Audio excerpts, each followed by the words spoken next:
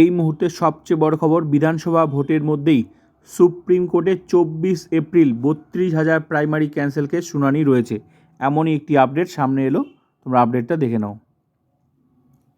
আর কি হতে পারে, কি হওয়া উচিত, সেদিনই কি 32,000 প্রাইমারি ক্যান্সেল হয়ে যাবে?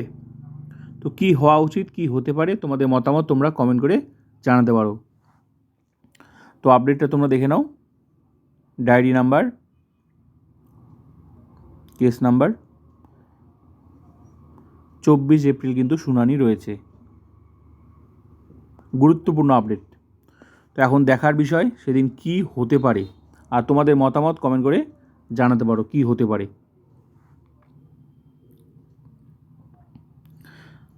ভোটের মধ্যে কিন্তু শুনানি, 23 এপ্রিল ভোট আছে, তো একটা দফা কিন্তু ভোট শেষ, তারপরে আবার 29 তারিখ। তো এটা কিন্তু গুরুত্বপূর্ণ, ভীষণ গুরুত্বপূর্ণ এই কেসটা। এখন দেখার বিষয় কি হতে পারে, তোমাদের মতামত কমেন্ট করে জানাতে পারো কি হতে পারে আর কি হওয়া উচিত।